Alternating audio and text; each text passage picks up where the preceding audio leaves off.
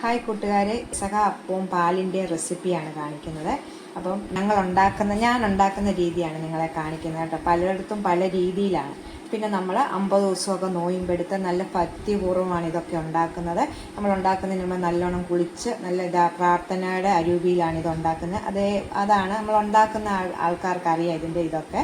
അപ്പം അങ്ങനെയാണ് ഇതൊക്കെ ഉണ്ടാക്കേണ്ടത്. അപ്പം ഞാൻ നിങ്ങളെ വീഡിയോയ്ക്ക് വേണ്ടി ഇതൊന്ന് ഉണ്ടാക്കി കാണിക്കുവാണ് നിങ്ങളെ. അപ്പം ഞാനും നോയിമ്പാണ് നിങ്ങൾക്കറിയാമല്ലോ, ഞാനും അതുപോലെ തന്നെയാണ് ഉണ്ടാക്കുന്നത്.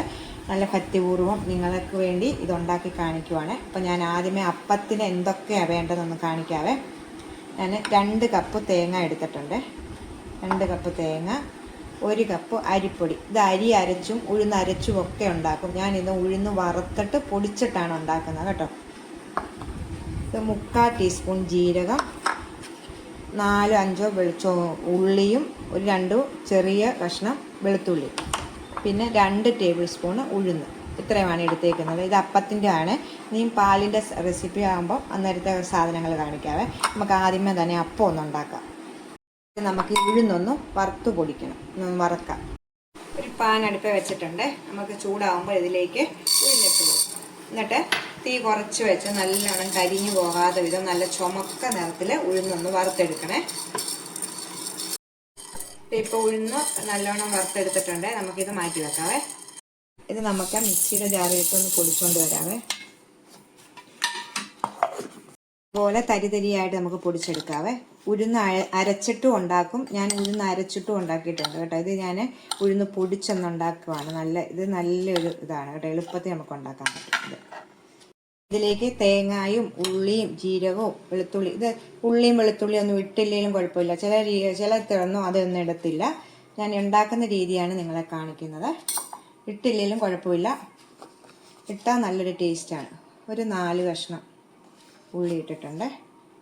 ഒരു ചെറിയ കഷ്ണം വെളുത്തുള്ളി, 3/4 ടീസ്പൂണ് ജീരകം. നമുക്കിതൊന്ന് ചായച്ചുകൊണ്ട് വരാം. ഇങ്ങനെ ഒന്ന് ചായച്ചിട്ടുണ്ട്. ഒരു സ്വല്പം വെള്ളം ഒഴിച്ച് ഒന്നുകൂടെ ഒന്ന് കറക്കിക്കൊണ്ട് വരാം നമുക്ക്.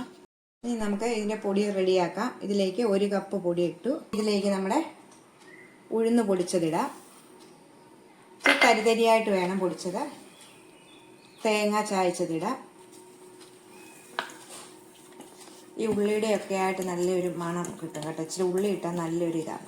നമ്മുടെ മിക്സിയുടെ ജാറിൽ നമുക്ക് ഉപ്പിട്ടില്ല, ഒരു സ്വല്പം ഉപ്പിടാം. നമുക്ക് 3/4 ടീസ്പൂൺ ഉപ്പിടാവേ. നമുക്ക് ആദ്യം ഒന്ന് കൈകൊണ്ട് തന്നെ കൈയൊക്കെ നല്ല കഴുകി വൃത്തിയാക്കിയിട്ട് ഇതുണ്ടാക്കുമ്പോൾ പ്രാർത്ഥന അരൂപിയിലാണ് നമ്മൾ ഓരോ നിയോഗങ്ങളൊക്കെ വെച്ചാണ് ഓരോരുത്തരൊക്കെ ഇങ്ങനെ ഉണ്ടാക്കുന്നത്. അതൊക്കെ നല്ല യഥാർത്ഥമായ കാര്യങ്ങളാണ് കേട്ടോ. അതൊക്കെ അങ്ങ് സാധിച്ചു കിട്ടും.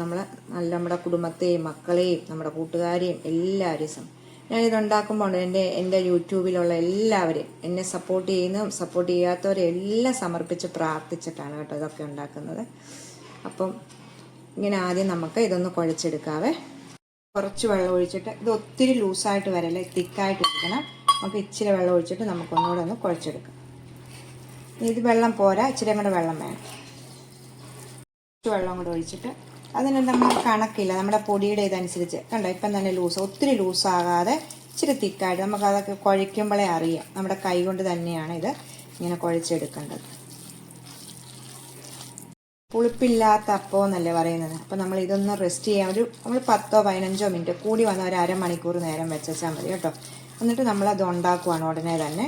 അല്ലാതെ നമ്മൾ പുളിപ്പില്ലാത്ത അപ്പം എന്നല്ലേ പെസകായ്ക്ക് പറയുന്നത്. അപ്പം നമ്മൾ ഇത് കണ്ടോ.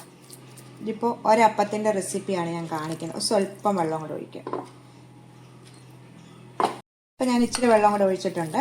അത് നമുക്ക് സ്പൂൺ കൊണ്ട്, നീ ഇപ്പം കൈ കൊണ്ടൊന്നും കുഴക്കണ്ട, സ്പൂണും കൊണ്ട് കുഴച്ചിട്ട് ഇത്രയേ ഉള്ളൂ. ഈ പരുവം കണ്ടോ, ഈ പരുവം കണ്ടോ. ഇതുപോലെ തേങ്ങ ഏറെ ഇടുമ്പോൾ നല്ലൊരു ഇതാണ് കേട്ടോ, കട്ടി കിട്ടുന്നത്, ടേസ്റ്റ് കിട്ടും നമുക്ക്. അപ്പോൾ നമുക്ക് ഇതൊരു 15 മിനിറ്റ് ഇല്ല 20 മിനിറ്റ് ഒന്ന് പൊടിയൊന്നും ഇങ്ങനെ വെക്കാം. നമുക്ക് പുളിക്കാനൊന്നുമല്ല, നമുക്ക് 15 മിനിറ്റ് അല്ല 20 മിനിറ്റ്, കൂടി വന്നാൽ അരമണിക്കൂർ വരെ വെക്കാം കേട്ടോ. വെച്ചിട്ട് നമുക്ക് ഉണ്ടാക്കാം. 20 മിനിറ്റ് ആയിട്ടുണ്ട് കേട്ടോ, എടുത്തിട്ടുണ്ട്. ഇനി നമുക്ക് ഈ പാത്രത്തിലേക്ക് ഇച്ചിരി, ഞാൻ ഈ കൊച്ചു പാത്രത്തിലാണ് ഉണ്ടാക്കുന്നത്, ഒത്തിരി ഇതായിട്ട് വരണ്ട.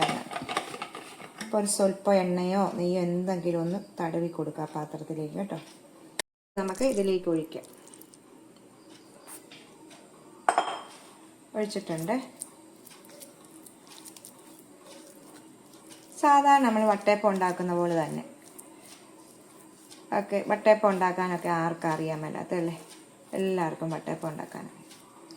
ഞാൻ ഇതിൻ്റെ മുകളിലോട്ട് കുരിശ് വെക്കുന്നുണ്ട് കേട്ടോ. ഇത് നമുക്ക് ഈ ഞായറാഴ്ച കിട്ടിയ ഓലയാണിത്. ഞാനത് കുരിശ് വെച്ച് പ്രാർത്ഥിച്ച് വേണം ഈ കുരിശൊക്കെ വെക്കാനെന്ന് കേട്ടോ. കുരിശ് വെച്ചിട്ടുണ്ട്. ദൈവമേ, ഞാനിപ്പം ചെമ്പിനകത്ത് വെള്ളം ചൂടാക്കാൻ വെച്ചിട്ടുണ്ടായിരുന്നു. നമുക്കിനി ഇത് വെച്ച് വേവിച്ചെടുക്കാം.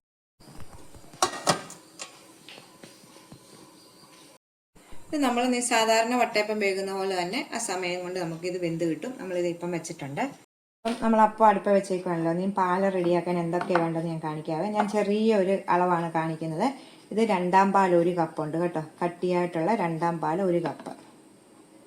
ഇത് 1 പാൽ 1/2 കപ്പ്. 1.5 ടേബിൾ സ്പൂണ് അരി. ഏത് അരിയാണേലും മതി കേട്ടോ. ഇപ്പം ഞാൻ ചുമന്ന അരിയാണ് എടുത്തത്. വെള്ളയരി ആണേലും കുഴപ്പമില്ല. പിന്നെ 100 ഗ്രാം ശർക്കര എടുത്തിട്ടുണ്ട്. ഇത് ഒരു 1/2 കപ്പ് വെള്ളത്തിനകത്ത് ഒന്ന് പാനിയാക്കണം. കൂടാതെ ജീരകപ്പൊടി, ഏലക്കാപ്പൊടി, ചുക്കുപൊടിയൊക്കെ വേണം. അത് ഇടുന്ന സമയം പറയാം. ഇത് നമുക്ക് ആദ്യം 1/2 കപ്പ് വെള്ളത്തിൽ ഇതൊന്ന് പാനിയാക്കി എടുക്കാം. നമുക്ക് ഈ അരി ഒന്ന് വറുത്തെടുക്കണം. ഇപ്പോൾ പാനൊന്ന് ചൂടാകട്ടെ. ചൂടായി കഴിയുമ്പോൾ നമുക്ക് ഇതിടാം. അരി ഇടാം. 1.5 ടേബിൾ സ്പൂണാണ് അരിയെ. ഈ സമയം നമുക്ക് അരിപ്പൊടി ആണെങ്കിലും ചേർക്കാം കേട്ടോ. ചിലരൊക്കെ അരിപ്പൊടി ചേർക്കും. ഞാൻ അരിപ്പൊടി ചേർത്തും ഉണ്ടാക്കിയിട്ടുണ്ട് കേട്ടോ. എല്ലാം വറുത്തിട്ടുണ്ട്. നമുക്കിതൊന്ന് മിക്സിയുടെ ജാറിൽ ആറിയ ശേഷം ഒന്ന് വറുത്ത് പൊടിച്ചെടുക്കണം. നല്ല തരിയില്ലാതെ നല്ല തരിയായിട്ട് പൊടിച്ചെടുക്കണം ഇത് കേട്ടോ. പൊടിച്ചുകൊണ്ട് വന്നിട്ടുണ്ട്. ഇതിലേക്കൊരു 1/4 കപ്പ് തേങ്ങാപ്പാൽ, നമ്മൾ ആ 2 പാൽ എടുത്ത് വെച്ചിട്ടില്ല, അതിനകത്തുനിന്ന് ഒരു 1/4 കപ്പ് എടുത്തിട്ടൊന്ന് നമുക്ക് ഇളക്കി വെക്കാം. അപ്പോൾ നമ്മൾ ഒഴിക്കുമ്പോഴത്തേക്ക് കട്ടയടി പിടിക്കത്തില്ല കേട്ടോ. ഇത് കണ്ടോ,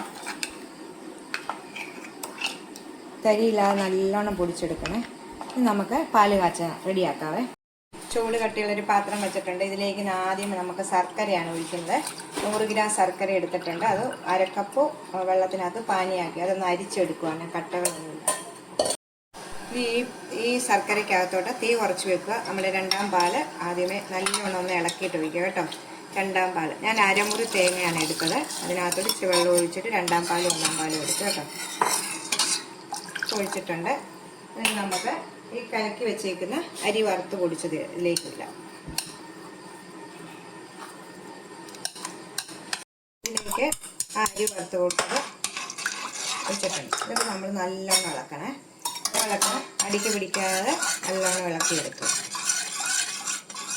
ഒന്ന് തിളച്ച് ഒന്ന് ഇതായിട്ട് വരുമ്പോഴത്തേക്ക് അതിലേക്ക് 1 നുള്ള് ഉപ്പിടണം. 1 നുള്ള് ഉപ്പ്. ഈ ശർക്കരയൊക്കെ ഒന്ന് ബാലൻസ് ചെയ്യും. ഇനി അതിലേക്ക് നമുക്ക് കാണിക്കാം. 1/2 ടീസ്പൂൺ ഏലക്കാപ്പൊടി, 1/2 ടീസ്പൂൺ ജീരകത്തിൻ്റെ പൊടി, ചുക്കുപൊടി എല്ലാം ഇച്ചിരി തേങ്ങാപ്പാലിനകത്ത് ചേർത്തിട്ട് ഞാൻ ഇതിലേക്ക് ഒഴിക്കുവാണ്. ഇത് പൊടിയായിട്ട് ഇട്ട് കഴിഞ്ഞാൽ കട്ട പിടിക്കും. അപ്പോൾ നമ്മുടെ തേങ്ങാപ്പാൽ 1 പാൽ ഇച്ചിരി ഇരിക്കുന്ന എടുത്തിട്ട് ഇങ്ങനെ ഇട്ട് അങ്ങോട്ട് ഒഴിച്ച് വെച്ചാൽ മതി കേട്ടോ. നമ്മുടെ പാല് റെഡി ആയിട്ടുണ്ട്. ഇങ്ങനെ ഇത് കണ്ടോ കുറുകി വന്നിട്ടുണ്ട്. ഇനി ഇതിലേക്ക് സമയം നമുക്ക് 1 പാൽ, ഈ 1 പാൽ 1/2 കപ്പ് 1 പാൽ ഒഴിക്കാം. തിളയ്ക്കൊന്നും വേണ്ട. ചെറുതായിട്ടൊന്ന് ചൂടായി കഴിയുമ്പോൾ നമ്മൾ ഓഫ് ചെയ്ത് മൂടി വെക്കും. അപ്പോൾ ഈ സമയം നമ്മൾ ഓഫ് ചെയ്യുന്നതിന് മുമ്പ് നമ്മൾ 1 പാൽ ഒഴിച്ച് കഴിഞ്ഞാൽ നമ്മൾ പാളയംകുടം പഴം ചെറുതായിട്ട് അരിഞ്ഞ് വട്ടത്തിൽ ഇടും കേട്ടോ. ഇവിടെയൊക്കെ ഈ കോട്ടയം സ്റ്റൈൽ ഇവിടെയൊക്കെ ഞങ്ങൾ അങ്ങനെയാണ്. ഇപ്പം ഞാനിപ്പം വീഡിയോയ്ക്കായതുകൊണ്ട് അത് ഒന്നും ഇടുന്നില്ല. പാളയംകുളം പഴം ഇടും. പിന്നെ നമ്മുടെ പള്ളിയിലെ കുരുത്തോല, നമ്മൾ അപ്പത്തിന് വെച്ച കുരുത്തോല ഇച്ചിരി പ്രാർത്ഥിച്ചിട്ട് ഇടും. ഇതൊക്കെ ഇട്ട ശേഷമാണ് നമ്മൾ എടുക്കുന്നത്. അപ്പം അങ്ങനെ നിങ്ങൾ പാല് കാച്ചി നമ്മൾ വാങ്ങാറാവും. പാളയംകുളം പഴം ഇട്ടിട്ട് ഉടനെ ഇട്ടൊന്നും വേവിക്കുകയൊന്നും വേണ്ട. ചുമ്മാ അങ്ങ് കണ്ടിച്ച് വട്ടത്തിൽ കണ്ടിച്ചിട്ടാൽ മതി കേട്ടോ. അങ്ങനെ നമ്മുടെ പാല് റെഡിയായിട്ട് ചെറുതായിട്ടൊന്ന് ചൂടായിരിക്കാൻ ഇരിക്കും തോറും ഇത് കുറുവും ഇച്ചിരിയും കൂടെ കേട്ടോ. നമുക്ക് ഇപ്പോൾ ചൂടായിട്ടുണ്ട്. തീ ഓഫ് ചെയ്യാം. ആയിട്ടുണ്ട്. നമുക്കിത് എടുക്കാവേ. അപ്പം എടുത്ത് ഞാൻ വെച്ചിട്ടുണ്ട്. ഈ അപ്പത്തിന് നമുക്ക് മയമൊന്നുമില്ല. നമ്മൾ വെച്ച പുളിക്കാത്ത അപ്പമല്ലേ. പാല് റെഡി ആയിട്ടുണ്ട്. കുറച്ച് പാലാണ് ഉണ്ടാക്കിയത്. ഇരിക്കും തോറും ഇത് കുറുകി വരും. നമ്മൾ അരിയൊക്കെ വറുത്ത് പൊടിച്ചിട്ടേക്കുന്നതുകൊണ്ട് നമുക്ക് ചൂടൊന്ന് ആറട്ടെ. നിങ്ങൾ ഉണ്ടാക്കുമ്പോൾ പഴം പെസകായിട്ട് ഉണ്ടാക്കുന്ന ആരെങ്കിലും ഉണ്ടാക്കുമ്പോൾ ഈ പഴം കൂടി ഇടാൻ മറക്കല്ല. ഇച്ചിരി ഓല ഇടണം. അപ്പം ഞങ്ങളുടെ വീഡിയോ എല്ലാം കണ്ട് ഇഷ്ടപ്പെടുവാണ്. ലൈക്ക് ചെയ്ത് ഷെയർ ചെയ്ത് കമൻറ്റ് ചെയ്യാൻ സബ്സ്ക്രൈബ് ചെയ്യാനൊന്നും മറക്കല്ലേ. നമുക്ക് അടുത്തൊരു വീഡിയോയിൽ കാണാം. ടാറ്റാ.